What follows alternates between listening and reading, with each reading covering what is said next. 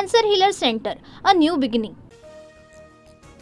बायकोच्या आडून सर्व उद्योग करणाऱ्या आणखी एका मंत्र्याची 6 महिन्यात विकेट पडणार. पक्षाच्या बैठकीत सुप्रिया सुळेंचं विधान. सुळेंचा रोख नक्की कुणाकडे? चर्चेला उधाण. बरं झालं पक्ष फुटला. 2 मुलं असलेल्या बायकोच्या वाहनामध्ये बंदूक ठेवू शकतो अशा फालतू माणसाबरोबर मी काम करणं अशक्य. धनंजय मुंडेंचं नाव न घेता सुप्रिया सुळेंची टीका. विधान परिषद पोटनिवडणुकीसाठी अर्ज दाखल करण्याचा आजचा शेवटचा दिवस. शिवसेनेतनं चंद्रकांत रघुवंशी उमेदवार तर राष्ट्रवादीच्या उमेदवाराच्या नावाची घोषणा होणं बाकी. अजितदादांच्या राष्ट्रवादीत विधान परिषदेसाठी 75 इच्छुकांचे अर्ज.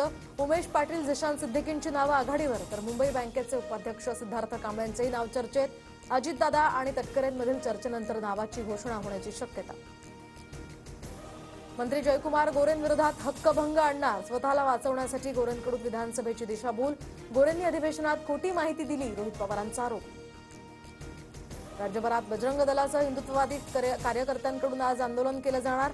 औरंगजेबाची कबर हटवण्याची मागणी तर हिंदुत्ववादी संघटनांच्या इशाऱ्यानंतर औरंगजेबाच्या कबरीची सुरक्षा वाढवली. सण उत्सवात द्वेष पसरवण्याचं हिंदुत्ववादी संघटनांकडून काम सुरू. आज राज्यभरात होणाऱ्या आंदोलनाच्या इशाऱ्यानंतर वडेट्टीवारांची टीका. भिवंडीत आज शिवरायांच्या मंदिराचं उद्घाटन होणार. सोहळ्याला मुख्यमंत्री उपस्थित राहणार. दरम्यान मंदिरासाठी जवळपास 7 ते 8 कोटी रुपयांचा खर्च. राज्यभरात आज तिथीनुसार शिवजयंती साजरी होणार. विले पार्लेमधील शिवजयंती सोहळ्याला उद्धव ठाकरे तर दादरमधील शिवाजी पार्कातील सोहळ्याला राज ठाकरे हजेरी लावणार. चेंबूरमध्ये शिवजयंतीचा उत्साह. सोहळ्याला आदित्य ठाकरे उपस्थित. आदित्य ठाकरेंकडून शिवरायांच्या अश्वारूढ पुतळ्याला अभिवादन. इंद्रजित सावंत धमकी प्रकरणी प्रशांत कोरटकरच्या जामीन अर्जावर आज फैसला. कोरटकरला सुनावणीसाठी व्हीसीद्वारे उपस्थित राहण्याची मुभा. सिडकोच्या माझे पसंतीचे घर यामध्ये कमी क्षेत्रफळाची घरं देण्यात आल्याचा आरोप. माहिती पत्रकात दिलेल्या क्षेत्रफळाचीच घरं द्यावी. संदीप नाईक यांची सिडको प्रशासनाकडे मागणी. केईएम रुग्णालयामध्ये हेलिकॉप्टरमधून अवयव आणणार. आयुष्मान टॉवरवर शताब्दी हेलिपॅड उभारण्यास मुंबई महापालिकेची मंजुरी. गुजरातच्या 2002च्या दंगलीच्या वेळी खोट्या कथा निर्माण करण्याचा प्रयत्न. दोषींना कायद्यानुसार शिक्षा झाली आहे. गुजरात दंगल प्रकरणावर मोदींकडून प्रथमच भाष्य. विदर्भात पुढील 2 दिवस उष्णतेची लाट कायम राहण्याचा अंदाज. तर चंद्रपूर, वर्धा जिल्ह्याला ऑरेंज अलर्ट तर अकोला, अमरावती, नागपूरला येलो अलर्ट.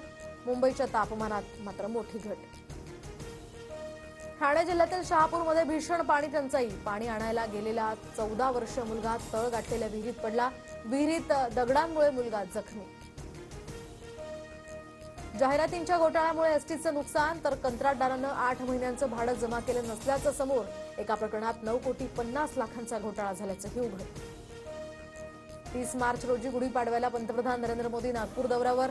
मोदींच्या हस्ते राष्ट्रीय स्वयंसेवक संघ परिवारातील माधव नेत्रालयाच्या नवीन इमारतीचं भूमिपूजन. भाजपकडून आज मुंबईमध्ये एकदिवसीय कार्यशाळा. सर्व जिल्हाध्यक्ष आणि नेते या ठिकाणी उपस्थित राहणार.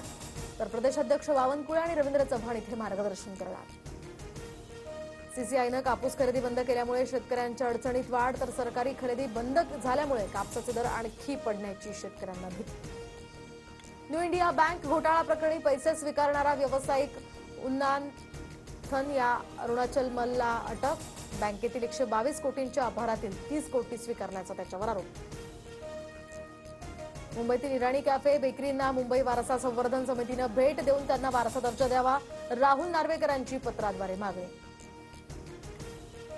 बोरिवलीतील संजय गांधी राष्ट्रीय उद्यानाचं प्रवेश शुल्क आता 94 वरून 103 रुपये. इतर तिकिटांच्या दरात सुद्धा 10% वाढ. उन्हाळी सुट्टीच्या पार्श्वभूमीवर निर्णय. अमेरिकेत आलेल्या मोदींना आता रस्त्यांवरचे खड्डे दाखवायचे नव्हते, त्यामुळे ताफ्याचा मार्ग वळवला होता. अमेरिकेचे राष्ट्राध्यक्ष डोनाल्ड ट्रम्प यांचा खुलासा. Cancer healer centre, a new beginning.